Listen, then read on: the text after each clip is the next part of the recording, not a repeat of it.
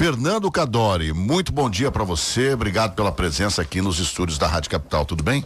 Bom dia, Anderson, bom dia aos ouvintes aí, muito obrigado pela oportunidade. 14 ou 40 graus? 40 graus. Sempre. O Fernando estava dizendo que ele estava ontem em Santa Catarina e lá estava 14 graus. Eu sou do time dele, né? Eu gosto de calor, viu, Fernando? Essa história de frio comigo é de vez em quando, viu? Não dá, não. De vez em quando para passear, né? Quando pega a gente desprevenido. Não dá, não. Você não leva nem casaco, né? Nem casaco. Cadê o presente que a ProSoja mandou para mim? Traz aqui, Diego, só um pouquinho. A ProSoja me mandou um presente aqui, ó.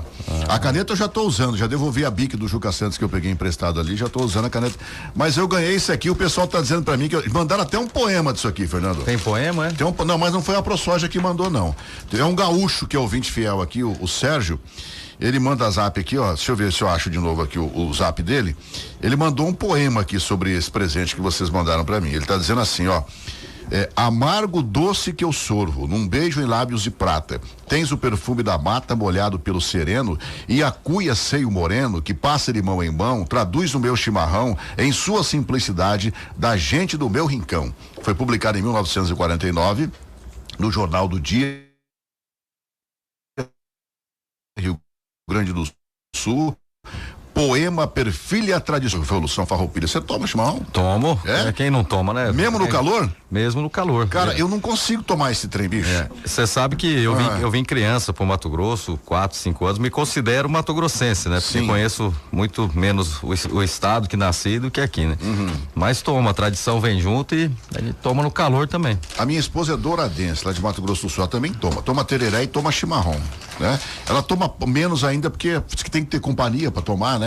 E da última vez que eu tomei, eu queimei a boca, falei, não, deixa quieto esse negócio aqui, né? Queimei. Agora você vai aprender. Agora eu vou aprender. Obrigado pelo presente aqui, obrigado pela lembrança que a ProSoja nos deu. Mas vamos lá, vamos entrar aqui. Eu vou fazer o contrário com você, Fernando. Qual o assunto? Eu geralmente chego no fim da entrevista e falo assim: qual o assunto que nós não falamos que você gostaria de falar? Qual o assunto que te trouxe aqui hoje, em primeiro lugar, que você gostaria de destacar? Bom, tem muitos assuntos, né? Mas um assunto muito importante é o que a gente tem difundido, ou melhor, tentado difundir. Sim. É justamente a percepção que a sociedade tem em relação ao nosso estado, né? Principalmente no que diz respeito à parte ambiental, da importância do setor produtivo e do contexto que a gente está inserido no mundo quando se olha para a produção agrícola, né? Então, nesse sentido, o nosso estado de Mato Grosso hoje, ele é o estado que mais produz no mundo e que mais conserva no mundo, e muitas vezes as narrativas feitas por nós cidadãos, né, por não ter conhecimento, são narrativas de inverdades. Então, o que acontece? Às vezes a gente acaba trabalhando contra o que a gente tem de melhor. Eu acredito que isso é a pauta número 1, não só do produtor mato-grossense, mas de todo cidadão mato-grossense, né? O que nós temos de melhor tem que ser mostrado, difundido e defendido. E eu acho que esse é um papel da entidade, é um papel que eu acho que a gente ficou falho por muito tempo, porque o produtor sabe produzir, porém a gente não sabe se comunicar. Então acho que isso é de uma importância muito grande. Para isso a gente tem os projetos, né? Tem o Guardião das Águas, a gente tem o mapeamento da produção dentro do nosso estado.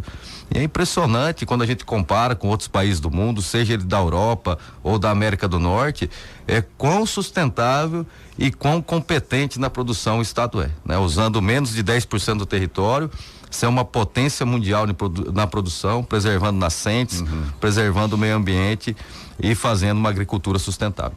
Mas, Fernando, você sabe que eu sempre olhei com muita reticência essa história de que os caras falam assim: pô, produtor rural só desmata, promotor rural só desmata, produtor rural só desmata. Eu falo assim, mas ninguém olha o lado positivo da coisa. Primeiro que eu sempre soube que para cada parte que você desmata, você tem que preservar uma outra parte, né? Essa história de só desmatar nunca foi assim tão 100% falada. Você desmata uma parte, mas tem que preservar a outra. E um detalhe, né? O cara quando tá sentado à mesa, comendo um churrasco, o cara quando tá comendo um bolinho de chuva, que seja, ele se esquece de onde vem isso, né? De onde vem, que é do campo. Essa história toda de desmatamento hoje, como você disse, que começa a ser divulgada, inclusive pela ProSoja, mostra que essa história não é bem assim, né? Não, de maneira nenhuma. Como eu disse aqui, a Europa usa 70% do território dela para agricultura. E não tem mata ciliar, não tem a legislação ambiental, não tem nada. E muitas vezes a gente vê pessoas do nosso país, cidadãos nossos, vangloriando a Europa e colocando o nosso país à margem e a gente tudo. Que manda comida para lá, e né? Nós usamos 8% do território, temos uma produção, se fôssemos um país, seríamos o quarto maior país produtor do mundo, temos Pantanal, temos a Amazônia, temos a legislação ambiental mais restritiva do mundo. O produtor que queira converter hoje dentro da legalidade, ele pode converter de 20% a 80%. Então, o que acontece? Eu sempre uso o exemplo urbano. É a mesma coisa que quem tem um prédio aqui na Avenida do CPA, poder usar só 20% dele, tem que manter os 80% e ainda ser condenado por isso. Então, como eu disse aqui, a falha não é da população. Talvez seja nossa, do setor, por não ter mostrado, por não ter evidenciado isso. E às vezes usar para combater essas narrativas uma maneira errada de contrapor. Não é brigando, porque quem está lá na ponta, o produtor se sente muitas vezes injustiçado, né? Então eu acho que é papel nosso, por isso você perguntou que tema eu queria abordar, e é muito importante a gente ter a oportunidade de mostrar. Fica aqui o convite para quem queira conhecer como funciona a produção no prisma ambiental dentro do estado. A gente está à disposição, nossas equipes técnicas na ProSoja. Não precisa ser produtor, a gente está lá para mostrar. Eu acho que é importante esse canal de comunicação. Muito bem. A nossa audiência na internet, ela é tão fantástica. Eu vou mostrar pro Diego aqui, ó. Eu tô recebendo uma mensagem do pessoal do YouTube, eles estão dizendo assim: Anderson, o microfone está tapando o rosto do Fernando. É que essa é uma ferramenta nova pra gente vai aprendendo juntos aqui, né? Aqui a foto, mandaram a foto lá, ó. Mandaram a foto. Vamos corrigir, tá sendo corrigido. É aquilo que eu sempre digo, você é muito importante pra gente, você que tá aí do outro lado, você ouvinte fiel da capital, é muito importante pra nós, né? Obrigado aí pela observação. E agora, melhorou? Ficou bom? Será? Não? Se não ficou, você manda dizer aqui pra gente. O Diego já está ajustando aqui. Bom, um assunto que é bastante cauteloso, bastante complicado, é essa vinda do Galvão para depor sobre essa grana toda de dinheiro público que a ProSoja teria recebido. Como é que a ProSoja MT tem se posicionado e tem analisado isso, Fernando? Bom, é delicado, mas com muita tranquilidade. Primeiro, tem que deixar bem claro que a entidade não é personificação de ninguém, nem de Galvão, nem de Fernando, nem de Rogério Salles que esteve lá, nem de Favro, nem de qualquer um. A entidade é muito maior que qualquer nome, qualquer pessoa que passou, que esteja e que vá passar por lá. Ela serve para defender os interesses de mais de 7.500 produtores e toda a plantação de soja e milho do nosso estado. Então se fez uma confusão, se pessoalizou a entidade. O Galvão, como qualquer outra pessoa, tem os problemas pessoais dele. E a entidade não tem nada a ver com isso, né? Os fundos são privados, a gente tem vários pareceres, né? Do Ministério Público e outros pareceres também. E mais do que isso, e principalmente, quem recolhe o fundo, que é o produtor, aceita, e não só aceita, como ele tem orgulho de participar e poder fazer isso. Na semana passada, na sexta-feira, tivemos uma reunião com 40 municípios da base. E foi unânime a vontade do produtor de que continue e tenha esse fundo. E como ele é privado, a prestação de conta é feia, a entidade é auditada, as contas passam por assembleia, então os produtores que validam ou não os gastos, o presidente, a diretoria, ele é simplesmente o instrumento que está ali naquele momento para conduzir a entidade. Então ela é pautada na base e nos seus produtores. Então a gente fica até chateado quando se personaliza na entidade. E de onde saiu essa história então? De que dinheiro público? A gente não sabe qual que é o foco dessa história, né? O que a gente tem visto são essas narrativas aí. Como eu disse aqui, quem recolhe é o produtor. Pode perguntar para qualquer produtor que recolhe o Iagro, se ele não recolhe de bom grado e se ele não reconhece a entidade como a defensora legítima dele. Ou seja, pegou inclusive vocês de surpresa, posso dizer assim, não? Com certeza, né? Porque isso acaba tirando o foco, Anderson, do papel da entidade. A entidade não é política. Como eu disse aqui, quando se personaliza, ela passa por esses problemas. A entidade, ela tá ali para resolver e ajudar os produtores nos problemas da porteira para dentro e para fora. A parte ambiental que eu citei aqui, as políticas públicas inerentes ao setor, as dificuldades, por exemplo, a gente teve aí seca, o produtor não conseguiu entregar o produto, a entidade entra para ajudar. A gente está tendo um aumento exorbitante nos custos de produção. fertilizantes, agroquímicos, máquinas, serviços. Então esse é o papel da entidade. Você acaba perdendo tempo para até estar respondendo tudo isso, né? Porque também tem que responder, fazer o que a gente está fazendo aqui, e você deixa de fazer o que de fato é a essência institucional, que é os trabalhos. Gasta energia com o que não deveria estar sendo gasto. Gasta energia com o que não deveria estar sendo gasto. Mas a gente tem muita tranquilidade, como eu disse aqui, o trabalho dos diretores é voluntário, né? Muitas pessoas não sabem disso, a gente deixa por 3 anos ali o negócio da gente, a família da gente, para tentar. Quer dizer que o ser presidente da ProSoja é voluntário? Totalmente voluntário. Você não ganha para ser presidente da ProSoja? Absolutamente nada, ao contrário, você tira do bolso e o que paga o tempo, né? Essa semana, por exemplo, eu saí da minha casa domingo, estou retornando hoje, né? Deixo minha propriedade, deixo minha família e tudo mais, não estou reclamando disso, eu tenho orgulho de tentar fazer alguma coisa em prol do meu setor. Eu acho que todos, né, em algum momento da vida devem, né, sair da zona de conforto e tentar mudar, mesmo que não se consiga o que você não concorda. Então, todos os diretores, a diretoria da entidade e sempre foi um trabalho voluntário, né? Então, muito bem, a Júlia Munhoz, que é jornalista aqui do Grupo Capital, tem uma pergunta para você, Cadore, vamos ouvir.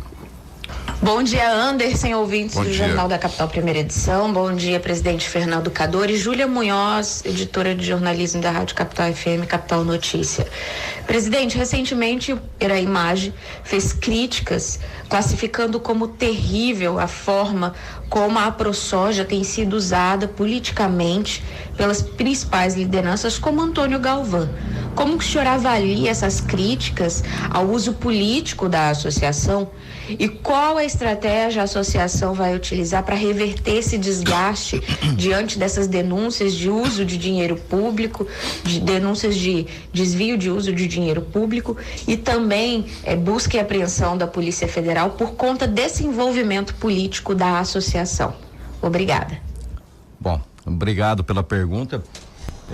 Como eu disse aqui, a personificação tem causado isso, né? O Galvão não é mais presidente da entidade, teve o papel dele como os outros tiveram, e o que se está se fazendo é essa personificação, né? A entidade não tem absolutamente nada de errado, né? Tanto é que está à disposição da justiça ou de quem for para mostrar os trabalhos, apesar de dever essas explicações para o seu associado, porque é uma entidade privada, mas com muita tranquilidade. Com relação à crítica do produtor e da Imagem, ele tem o direito de se manifestar como qualquer outro produtor, porém as manifestações dentro de uma entidade devem atender a maioria. Para nós, um CPF é um CPF, não importa o tamanho dele, se o cara planta 1 hectare, 100 mil ou 1 milhão. Então as assembleias são para isso e a vontade da maioria é o que é levado em consideração nas decisões. Então, como eu disse aqui, qualquer manifestação vai ser ouvida, acolhida, né? O que a gente tem é que não existe politização, pelo menos da parte da diretoria que está lá. Praticamente ninguém é filiado a partido político nenhum.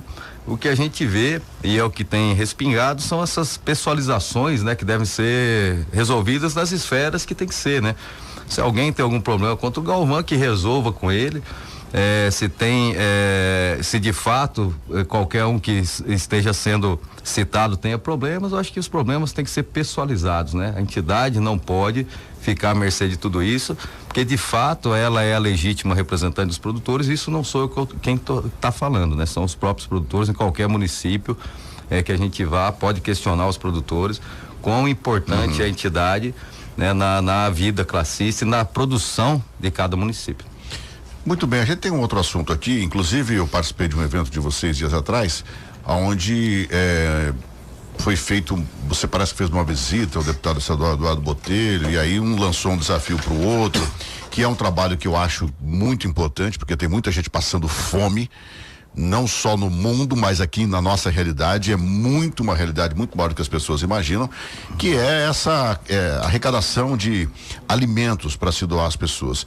Já se chegou ao número proposto do desafio ou ainda não? Sim, chegamos, a parceria foi firmada de maneira oficial na semana passada, se não estou enganado, né? E ele surgiu de fato, né? De uma conversa, né? A gente foi conversar com o deputado Botelho na Assembleia. O papel também da entidade tá levando a conhecimento do setor público os problemas que a gente tem, não só a agricultura, mas qualquer outro setor. E lá surgiu esse questionamento e E a gente falou com a base, né? Nos reunimos com os produtores, como eu disse aqui, toda ação é pautada nos municípios e os produtores vão topar esse desafio. Então são 100 mil cestas básicas aí, que a gente até fevereiro ou março do ano que vem quer operacionalizar em todos os núcleos, em todos os municípios do estado. E como é que vai ser essa distribuição dessas cestas? A distribuição vai ser feita por municípios, né? Com auxílio das secretarias de cada município de assistência social, para fazer um mapeamento, né? Porque nós não temos essa visão de quem de fato precisa em cada lugar, mas a ideia é que os municípios que precisem mais, as localidades que têm mais necessidade sejam as que sejam mais contempladas, né?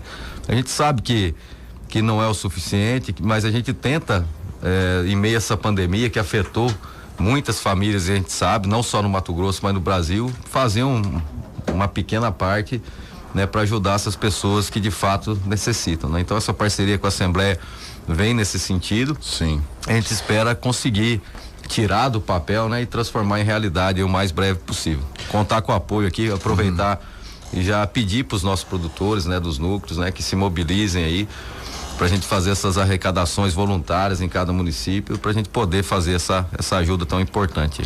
Muito bem, você pode mandar a sua pergunta, tá? 65981074204, mande a sua pergunta de áudio, ela será prioridade para nós aqui no Jornal da Capital. Pode mandar, fique à vontade, a sua pergunta inteligente. 65981074204. Eu tenho uma pergunta para você aqui com relação à ferrovia. Como é que vocês analisam enquanto produtores que sempre sofreram para escoar a produção, enfim, sempre sofreram com o transporte? Essa ferrovia agora, como é que vocês recebem a vinda dela para o estado? Bom, é muito bom, né, a gente mudar os modais de transporte. A gente falava agora há pouco em uma outra entrevista da 163, a necessidade da duplicação, não só para a produção, mas para a sociedade também. E a ferrovia, ela vem e já vem tarde, né? Eu sempre uso um número que é interessantíssimo. O Mato Grosso tem o tamanho de França e Espanha, e lá eles têm 70 mil quilômetros de ferrovia e produzem uma dezena de vezes menos que nós, né? Nós temos aqui 300 quilômetros de ferrovia. Então, todas implementadas ainda vão ser pouco para o tamanho do nosso estado. Mas o que não há de se esquecer é que nós precisamos de concorrência. Uma ferrovia que opera com monopólio e não tem concorrência, ela não atende a sociedade, não atende o setor produtivo, não atende o comércio, não atende ninguém a não ser quem explora a ferrovia.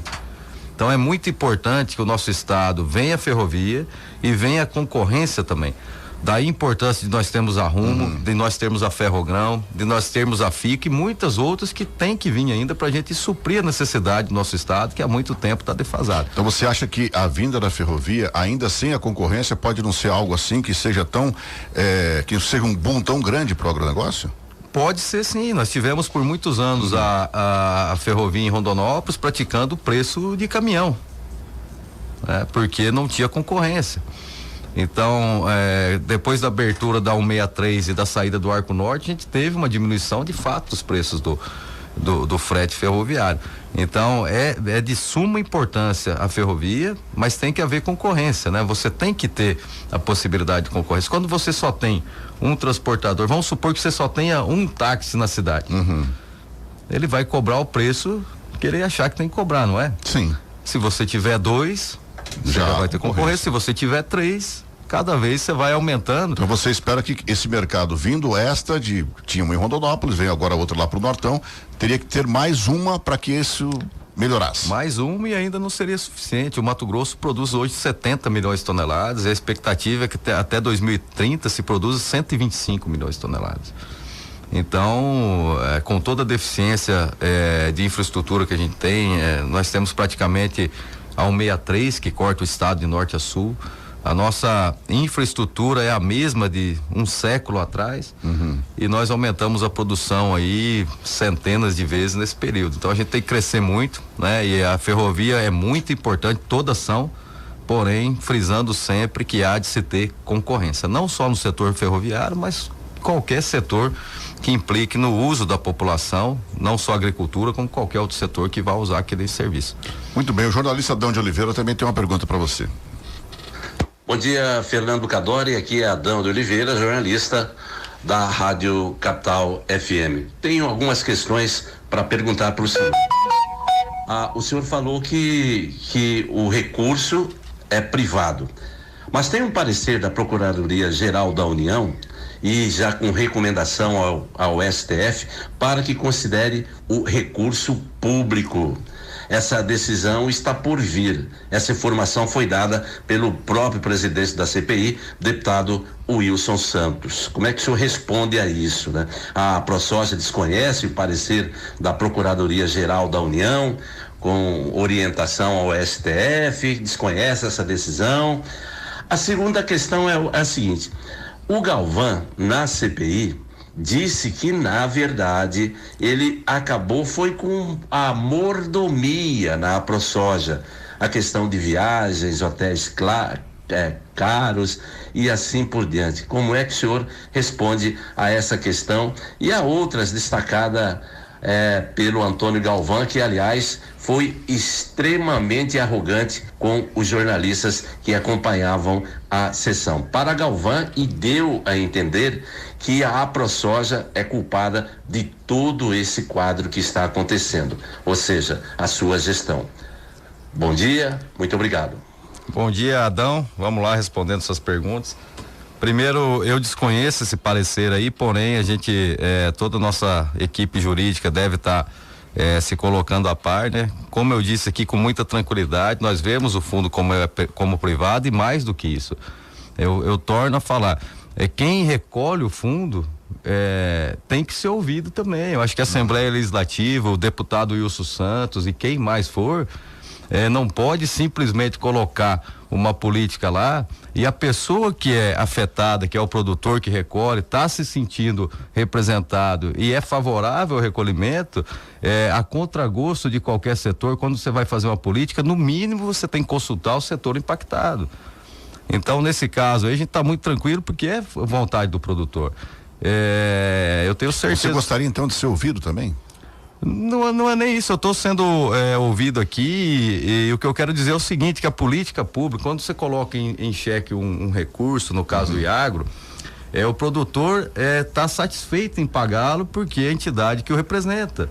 Entendi. Então quem vai legislar tem que falar, eu estou fazendo isso, mas porque eu quero, eu estou atendendo de fato quem recolhe o tributo. Então esse é o fato, porque só existe por conta da associação, senão não existiria. E ele é privado nesse sentido também, do recolhimento. Então a gente tem muita tranquilidade em relação a isso, e qualquer decisão nesse sentido vai ser arbitrária, a contragosto dos produtores, que são as pessoas que recolhem. Eu já ouvi em várias situações aí o produtor falando, então beleza, quer acabar com o Iagro, vamos acabar com o FETAB também, que é um recurso que o produtor paga só no Mato Grosso para a estrada que a gente não tem. E aí? Como que fica, né? Então, é complexa a situação. Acho que polemizaram por conta de uma questão pessoal a entidade que representa aí muito bem o produtor mato-grossense, mas enfim, as coisas vão se resolver. Eu acho que todos têm capacidade de discutir isso e chegar num consenso, né? Mas tem que se ouvir o interessado, que é o produtor, e eu falo aqui em nome deles. Quando eu me faço qualquer manifestação aqui, não estou falando em minha pessoa, né? A minha opinião particular, enquanto presidente de entidade, não cabe, né? E aí eu aproveito para falar do Galvão aqui, que eu acredito que ele tem que responder pelas questões que ele fala. Como eu disse, o Galvão não é mais presidente da ProSoja Mato Grosso, ele foi, né? Essa confusão que se faz em pessoalizar a entidade com ele, tem que ser questionada a ele somente, né? Como eu disse aqui, Fávaro passou pela entidade, Rogério Salles, que foi vice-governador, vários outros presidentes passaram. Eu não posso responder questões inerentes a ele, e muito menos a postura de cada um. Essas até na forma que ele se refere não existe. Obviamente não. Se houve em alguma gestão, eu desconheço. Na nossa não, a entidade está aberta, o produtor está satisfeito, né? Eu acho que essas questões pessoais que têm causado todos esses problemas, né? Eu acho que cada um tem que responder pela parte pessoal. Se teve deselegância ou alguma falta de educação da pessoa do Galvão, cabe a ele, né? Responder por isso, ou se retratar, ou é a maneira dele agir, não tem como a gente falar por ele. Bom, mas eu vou fazer um contraponto aqui, né? Se as mordomias, se elas existem ou existiram e foram pagas pelo produtor rural, e o produtor rural sabia disso, você veria algum problema nisso, não?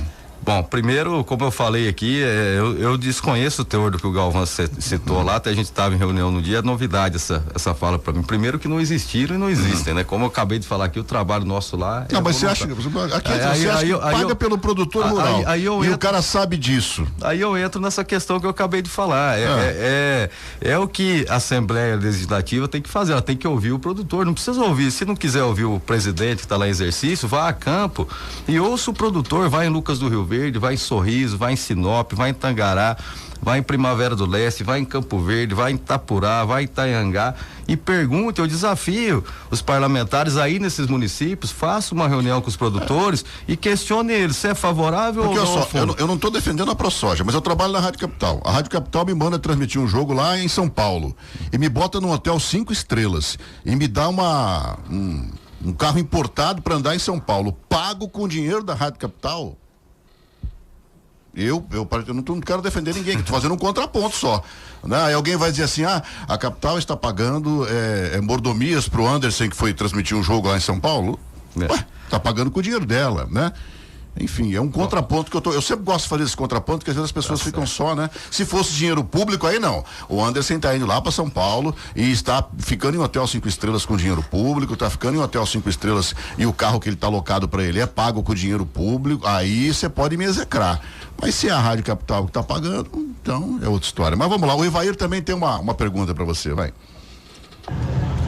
Bom dia, Anderson. Tudo bom? Tudo bem. Rapaz, eu fiquei sabendo a respeito da ProSoja aí, que o governo federal repassa verba para a ProSoja.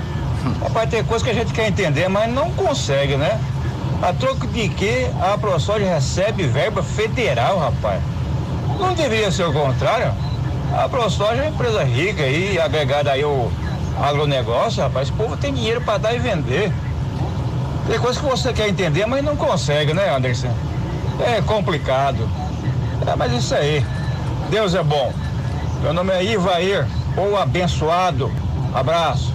Isso só reforça o que o Fernando falou aqui há pouco. Tem que ouvir o produtor, porque o sentimento das pessoas é o sentimento do Ivair, né, Fernando? Bom dia, Ivair. Respondendo a sua pergunta, não, a ProSoja não recebe recurso nem federal, nem estadual, nem municipal, ao contrário. A ProSoja representa uma classe que paga quase 2 bilhões por ano para o governo do estado de FETAB, né? É essa classe que a gente representa. E uma pequena parte que não dá nada disso, que é o IAGRO, que é um fundo privado, o produtor paga para que tenha representatividade.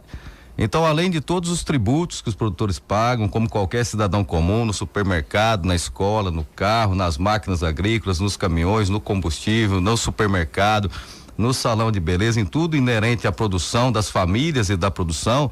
Além disso, o produtor matogrossense, esse que foi referido aí, paga quase 2 bilhões por ano de um fundo que não existe em lugar nenhum no mundo. Para o estado fazer estrada que nós não temos. E a estrada não é só para o produtor. Então a ProSoja, além de não receber nada de nenhum governo, ela representa os produtores que pagam isso por ano, que dá praticamente 10% da arrecadação do estado.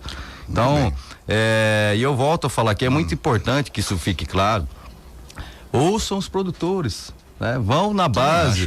Eu acho que o parlamentar, com todo respeito, ele deve ir na base, não precisa ouvir o Galvão, porque como eu falei aqui, é ex-presidente, como outros foram, e teve a oportunidade de errar e de acertar. Vá na base, eu acho que nada melhor que a base. O político precisa, eu não sou político, não sou filiado a partido político e não pretendo também. Mas eu acredito que o político, para ser assertivo nas suas decisões, ele deve ouvir sua base. Vá lá em Sinop, se reúna com os produtores, né? A gente pode organizar as reuniões, se não quiser, os sindicatos, os núcleos organizam, vai em Sorriso, sente com os produtores, experimente questionar eles sobre o fundo. Eu tenho certeza que eles vão reclamar do FETAB, que é pago 2 bilhões todo ano, praticamente, e não se tem estrada para andar. Gaúcha do Norte não tem estrada. 30 anos lá, sem estrada, o produtor sofrendo, a população sofrendo, uma pessoa que precisa ir numa ambulância, você imagina andar, e o produtor paga FETAB toda a vida. Pergunte para um produtor de Gaúcha do Norte, que nós tivemos 100% de votos lá, se ele não quer entidade para representar ele, se ele não paga com gosto o nosso fundo que é privado. Então, para finalizar, Ivair, Nós não recebemos fundo público de nenhuma esfera, nosso trabalho lá é voluntário, nós representamos os 7.500 produtores do nosso estado, que ao contrário de receber, eles pagam esses 2 bilhões de FETAB, que não vai para a estrada que deveria ir. Muito bem. O Pedro Neto também tem uma pergunta para você. Bom dia, Anderson. Bom dia, Cadore. Bom dia, ouvintes da capital. Faço parte de um grupo de fornecedores que atende a ProSoja, né? Como sempre pontuo para os colaboradores, mesmo de não fazendo parte do quadro de colaboradores, parabenizar a diretoria e a presidência pela forma com que tratam e valorizam os colaboradores da ProSoja. Parabéns, é modelo para várias outras, tá? Um abraço e bom dia a todos. Bom, obrigado, Pedro. Um abraço para você também. O Jaerson também mandou uma pergunta no nosso Zap, Fernando. Bom dia, Anderson. Bom dia aí o entrevistado Fernando Cadore. Bem, a gente reconhece aí a grandiosidade do agronegócio, né, a importância que ele tem na economia do nosso estado, né? Mas a ideia de que muitos têm é de que essa riqueza gerada, produzida, ela é revertida apenas para uma minoria, quer dizer, os ricos, né, cada vez mais ricos.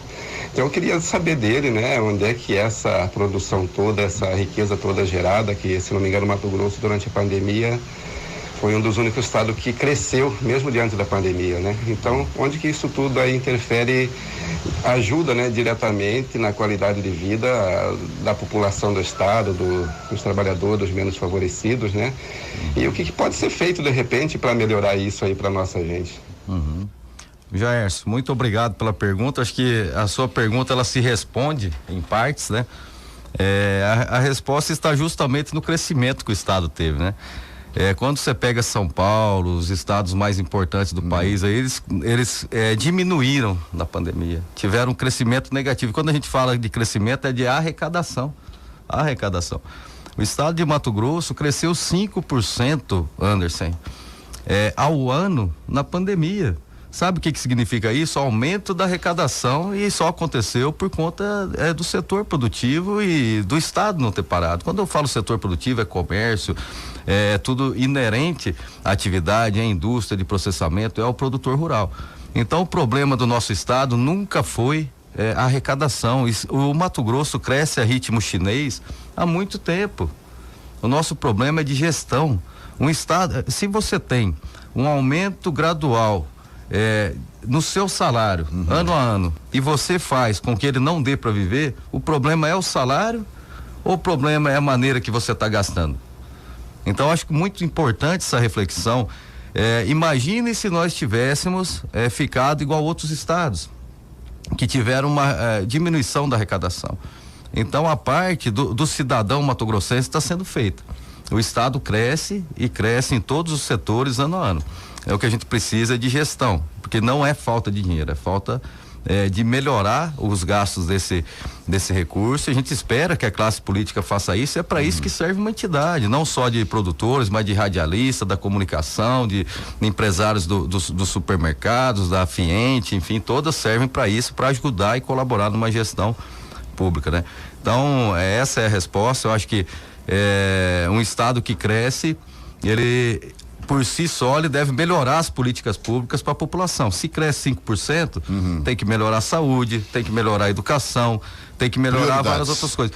E eu finalizo essa parte aqui dizendo: o nosso estado precisa crescer, não precisa ser só agricultura. Nós temos, por exemplo, Pantanal, temos Chapada dos Guimarães. Onde está a exploração turística disso? Eu acho que nesse ponto que os nossos parlamentares tinham que focar, o nosso governo. Quando a gente pega por exemplo, Las Vegas é um deserto. É um deserto que é explorado de maneira turística, é um grande vetor da economia norte-americana. Quando a gente pega a Disney, que é aqui embaixo nos Estados Unidos, é um Pantanal violento, aquilo ali não servia para nada, foi explorado o turismo. Por que não se explora os potenciais turísticos, tirar da miséria algumas cidades, por exemplo, do Pantanal, de vários lugares tem IDH baixíssimo e pode ser explorado outros recursos no estado. Então eu acho que essa polarização que se faz no estado, ela não é boa para ninguém. Nós, apesar de produtores, nós somos cidadãos do estado de Mato Grosso. Como qualquer outro cidadão, a gente espera que o estado progrida, que a saúde pública melhore, que os transportes públicos melhorem, que a gente tenha mais acessibilidade. Até porque vocês têm investimentos aqui, né? Exatamente. Se o estado melhora, o investimento de vocês melhora também. A nossa casa é aqui, o nosso estado é aqui, né? Eu tô com uma pergunta aqui, Fernando, para encerrar. Também chegou no Zap. O Heitor mandou uma pergunta dizendo assim: por que a própria AproSoja não gera os boletos da contribuição e envia para os filiados? Bom, é uma pergunta, eu acho que foi estruturada assim, Heitor. A gente eu assumi a AproSoja em janeiro desse ano, né? Então, obviamente que se continuar toda essa celeuma, a gente vai ter que buscar um caminho que atenda isso, né? Hoje o nosso fundo, além de ser privado, o estado recebe para fazer o recolhimento. E agora eu não me lembro bem, eu acho que é 3,5% pago para o estado operacionalizar o recolhimento. Tá lá para quem quiser ver, tá nos pareceres e tudo mais. Agora, aproveitando que tá finalizando, eu volto a pedir aqui aos amigos parlamentares, né? Visitem as cidades produtoras do estado, sentem com os produtores do estado e perguntem, questionem eles se eles estão satisfeitos ou não. Acho que essa é a base. Essa é a base. Eu acho que quando a gente começa uma discussão pautada em quem vai ser atingido pela política pública, a gente tem a probabilidade de ser assertivo. Quando a gente começa de cima para baixo, a gente começa a causar coisas que não é interessante para ninguém, polarização. A gente está num momento terrível do país, polarizado. A gente não precisa de polarizar nada. Colocar agricultor quando a sociedade urbana, como eu acabei de falar aqui, a gente, acima de tudo, é cidadão matogrossense. Então, seja comerciante, seja agricultor, seja prestador de serviço, nós devemos estar unidos, porque o inimigo está do lado de fora. O inimigo não mora aqui. Então, vão aos municípios, a gente acompanha sem problema nenhum. Resumindo, defenda o que é nosso, né? Ouçam os produtores, eu acho que não tem como se fazer uma política agrícola. Eu ouvi aqui, uma política para os produtores, eu vi que citaram um produtor aqui na entrevista, até nem vou citar o nome. Um produtor é o que no meio de 7.500? Não importa quem ele seja, né? Enquanto nós estivermos à frente da entidade, a vontade da maioria vai imperar. Não importa se o produtor plante 1 hectare ou plante 1 milhão de hectares. O papel de uma entidade é atender a maioria e é isso que a gente vai fazer enquanto estiver lá. Muito bem, conversei aqui com o Fernando Cadori, presidente da AproSoja, gremista. Gremista. Não dá pra falar, né? Todo mundo tem um defeito. Mas eu sou Cuiabá agora, viu? Como eu disse aqui, eu me considero muito mais matogrossense que gaúcho, então Cuiabá é meu time. O Cuiabá tá em 10º, o Grêmio tá em penúltimo, antepenúltimo, uma coisa Dá assim. até vergonha de falar, né? Uma coisa assim. Fernando, obrigado pelo papo, cara, obrigado pela sinceridade com que você tratou os ouvintes aqui da capital. Sucesso, Deus abençoe e será sempre bem-vindo aqui. Eu que agradeço aí, a entidade está à disposição de qualquer cidadão de Cuiabá, de Várzea Grande, do nosso estado. Quem queira conhecer, entender como funciona a cultura da soja no estado, em todos os aspectos, seja ele da porteira para dentro ou da porteira para fora, fique à vontade, entre no nosso site, ligue na entidade, visite a nossa entidade, a gente vai ter o maior prazer em recebê-los.